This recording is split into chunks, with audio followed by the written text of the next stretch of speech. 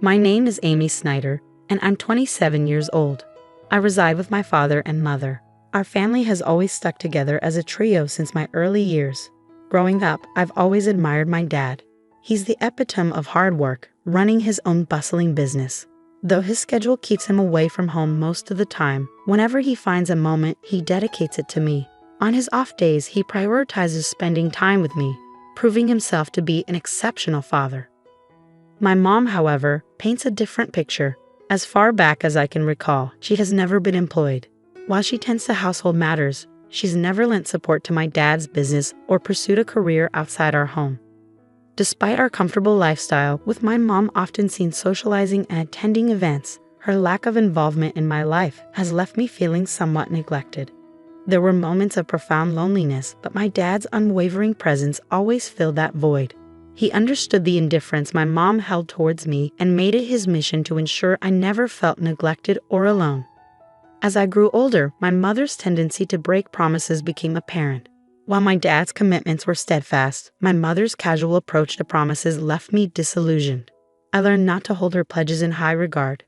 Conversely, my dad's reliability and trustworthiness garnered my admiration. I even entertained thoughts of joining his company after graduating from university. Being the only child, I saw it as a way to honor my father's legacy and continue his work. Upon reaching my 20s, my father began imparting invaluable wisdom during our outings for drinks. Meanwhile, my mother's involvement in my life remained superficial. The only time she interjected was during my sophomore year of college when I expressed my desire to join my father's company. "Dad, I want to work at your company after graduation. I'm already preparing for it. I want to follow in your footsteps someday," I announced eagerly. "Amy, are you sure about that? A girl doesn't need to pursue such endeavors." My mother intervened, her words dripping with traditional expectations. "Why not? I want to work hard like Dad," I insisted. "A woman should find a good man and let her husband provide for her," she countered, echoing typical sentiments. Disheartened by her lack of understanding, I chose not to engage further. I refused to live a life tethered to someone else's ambitions, mirroring my mother's existence. I had always aspired to become an independent woman, determined to navigate through my college years on my own terms. After that pivotal moment, I dedicated myself to diligent study, paving the path to join my father's company immediately after graduation. Though my mother remained unconvinced, it seemed she eventually resigned herself to my decision. "If you choose to live this way, so be it. But remember, you'll bear the consequences of not heeding your mother's advice," she remarked resignedly. "If you're willing to accept that, then do as you please." So I followed her directive by stepping into my father's company, inadvertently widening the chasm between my mother and me. Conversely, my bond with my father deepened as we spent more time together. Reflecting on it now, I realized my mother wasn't pleased with the turn of events. Upon joining my father's company, he invested considerable effort in my training, which, unbeknownst to me, was driven by his declining health. It took him nearly half a year to acquaint me with the intricacies of the job before he collapsed at our workplace, swiftly whisked away to the hospital.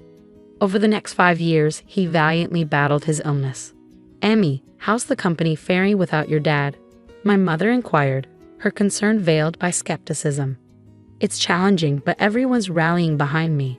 Dad entrusted me with everything I need," I replied confidently. "Well, as long as that's the case, just ensure you don't leave the company to ruin as the second generation," she cautioned, her words tinged with apprehension. "You lack any genuine interest or affection for the company. You're merely preoccupied with others' perceptions," I retorted, disheartened by her lack of faith. During my father's illness, our disagreements were frequent. Despite his weakening state, he made sporadic visits to the company, emphasizing its significance. "These employees in this company are invaluable treasures to me, but I must relinquish my hold on them," he confessed, his voice laced with emotion. "Amy, I've witnessed your dedication over the years. I trust you to safeguard this place and everyone here. I don't know if I can emulate you, Dad, but I'll strive to uphold your legacy," I pledged solemnly. From that day forth, the mantle of leadership was bestowed upon me. With my father mostly confined to the hospital, my days were consumed with the company's affairs, leaving little time for homecomings. I prioritized visiting him regularly, carving out time amidst my busy schedule. My mother, on the other hand, fulfilled only the basic duties, such as delivering changes of clothes to him. Even that seemed to inconvenience her. I couldn't help but wonder about her feelings towards my father. Did she lack any sense of gratitude or compassion for his illness? The thought left me feeling sorry for him, recalling the sacrifices he made for me during my childhood, a time when my mother's affection remained elusive. Despite my exhaustion, I made a concerted effort to visit him as often as possible, a routine that persisted for about a year until he peacefully passed away in his sleep. Amidst the whirlwind of tasks that followed, I barely had a moment to grieve. My mother, oblivious to my emotional turmoil, expected me to handle everything from funeral arrangements to hospital paperwork. Realistically, I knew I couldn't rely on my mother, who had never ventured beyond the confines of our home. So I silently assumed responsibility for the myriad tasks.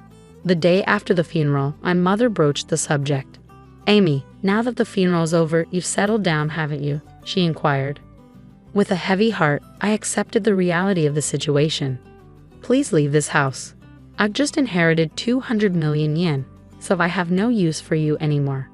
"Thank you," she declared, as though it were a mere formality. Her words stung, but I had anticipated them. Further discussion seemed futile. Did she truly believe that wealth could replace familial bonds and absolve her of responsibility? With a multitude of questions swirling in my mind, I made the decision to depart. The next day, I arranged for the sale of all belongings associated with me, leaving my mother utterly surprised at the speed of my departure. I had meticulously planned my departure, but I harbored a secret from my mother. Despite her claim of inheriting 200 million yen, my father had entrusted all financial matters to me, designating me as the sole inheritor. Not a single yen remained for my mother, a decision my father made adamantly while he was still in good health. "Your mother lacks the understanding of money management or prudent spending. I want you to provide her with monthly household expenses," he instructed me. "If she receives a lump sum, she's likely to squander it immediately. If she protests, refuse to give her a penny." Though my father's last words were spoken in jest, he handed me an SD card containing a video message addressed to my mother. While I never envisioned showing it to her, recent events suggested its necessity might arise sooner than later. After my departure, I anticipated my mother would reach out to me, but her summons came sooner than expected. "Come home immediately," she demanded over the phone. "I'm working, Mom. What's the matter?" I replied, feeling a pang of annoyance. "I just need to talk to you." "Please come quickly," she insisted. With a sigh, I reluctantly headed back to our family home, clutching the SD card in my hand. As soon as my mother laid eyes on me, she launched into accusations. "You absconded with all of your father's inheritance, didn't you? I knew something was amiss when you left so abruptly. Hand over your father's inheritance to me now," she demanded, her greed palpable. "How selfish can you be? You can't even fulfill your duties as a mother," I retorted, my frustration simmering. In response, I silently extended the SD card to her. Confused, she inspected it. "What's this?" she queried. "I suppose you don't even know how to watch this," I remarked, masking my disappointment. I retrieved my laptop, inserted the SD card, and played the video. On the screen, my father appeared, as vibrant as I remembered him. I couldn't help but wonder how my mother would react to this video letter. Silently, I exited the room, leaving her to watch it alone. I had never witnessed my mother defy my father before, but now, in the wake of his passing, would his words resonate with her? Upon returning to the room, I found my mother in tears, her emotions laid bare. I was taken aback, my mother, shedding tears over a video of my late father. I was intrigued by the contents of the video letter he had left for her, but hesitated to watch it myself. Consequently, I remained clueless about the cause of her tears. "Mom, are you okay?" I inquired, concern lacing my voice. "Yes, I'll be fine. For now, I understand. I'll adhere to your father's wishes and entrust everything to you from now on. Please, go home for today. Call me once you've had time to gather yourself," she replied, her tone subdued. Sensing her desire for privacy, I left promptly, pondering over how my father had managed to silence my mother. Questions swirled in my mind as I made my way home. Nearly a month passed without any communication from my mother, prompting concern to gnaw at me. During my lunch break, I decided to pay a visit to my parents' house, hoping to check on her. However, she wasn't home. That evening, I returned once more, relieved to find the lights on. Sorry for dropping in unexpectedly. I came by this afternoon, but you weren't home, so I grew concerned. I explained upon seeing her. I'm sorry, I was out for my part-time job during the day, my mother explained upon my return. A part-time job? I echoed incredulously. My understanding of my mother painted her as someone vehemently opposed to work. How had it come to this? Didn't you watch that video? It was a video letter addressed to you. I retorted, baffled by her sudden change in behavior. You can take it home. You should watch it too, Hammy. Can I watch it? I asked, extending the SD card to her. Very well, she acquiesced, passing it back to me. Feeling a twinge of apprehension, I returned to the office and settled at my father's desk. With a deep breath, I played the video. Honey, if you're watching this, it means you've not been able to communicate with Amy. First of all, thank you so much for helping me raise Amy until now. Without you, I don't think I could have managed the company while bringing up Amy. My father's voice resonated through the room. As his words continued, a sense of unease crept over me. Then he uttered something unexpected, something that shook me to my core. You've taken care of Amy, even though she is not your child, and I have nothing but gratitude for you. You've stood by my side for so many years, but as a result, you've given up on your dreams and have reached your age without earning your own living. For that, I take responsibility because I have allowed you to live a life of luxury. I'm sure you'll be in trouble when I'm gone. I'm not my mother's child, I blurted out, the realization hitting me like a ton of bricks. But then it clicked. Despite the lack of overt affection, she had cared for me every day, doing the bare minimum for a child who wasn't her own. Who was this person? I didn't register our marriage because you told me you felt bad for your sister, so I ended up supporting your living and didn't do anything else. I'm sorry, but once I'm gone, I worry about the rest of your life. There's no one to support you, and I've taken your life away. I sat in disbelief as my father spoke, his words flowing with unexpected clarity. It was all news to me, his concerns, his regrets, his hopes for our future. Throughout the night, I grappled with the weight of his revelations before confronting my mother the following day. Mom, I watched the video from Dad yesterday. You know it all now, I began, my voice tinged with a mixture of confusion and realization. I raised you because I was asked to. That's all, she confessed, her tone heavy with the weight of untold truths. What happened to my biological mother? I pressed, seeking clarity amidst the swirling chaos of newfound information. You were the child of my sister and your father, she explained somberly. My sister died right after giving birth to you, and I promised your distressed father that I would help raise Amy. I would become your mother. With her revelation, everything fell into place, even the parts I had previously only imagined. I learned of my mother's sacrifice, how she had set aside her own dreams to fulfill her promise to my father. I recalled how my mother used to work in a diner, her vibrant spirit and dedication palpable. Her dream had been to own her own diner, yet when she chose to become my mother, she shelved that dream. However, inspired by my father's words and prompted by the memory of her deferred dream, my mother made a decision. She resolved to reclaim that dream, embarking on a journey to pursue it once more. Currently, she is undergoing training as a part-timer, determined to turn her dream of owning a diner into reality. I should have done this earlier. Working is fun and suits me. I had no idea, so it's my fault you didn't work. I'm really sorry for not knowing anything, my mother admitted, her tone filled with regret. It's not your fault, Amy. I made the decision myself.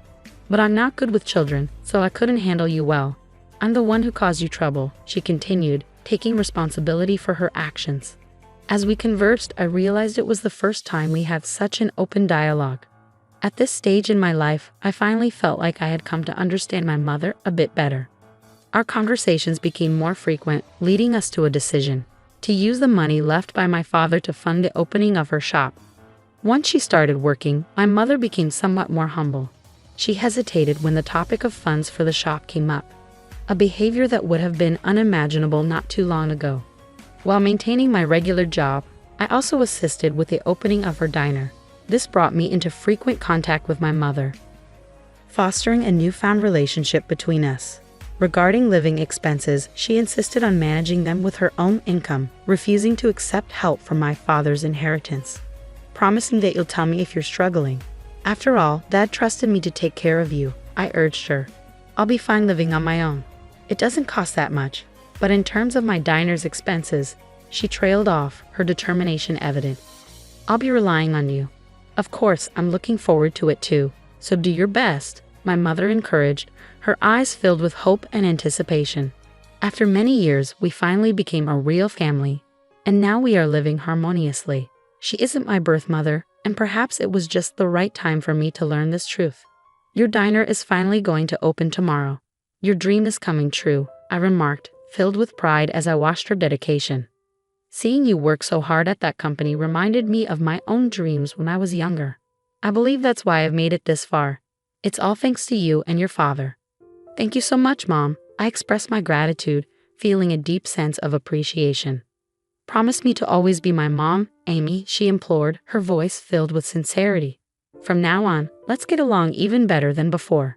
After all, we only have each other, I replied, feeling a newfound sense of closeness.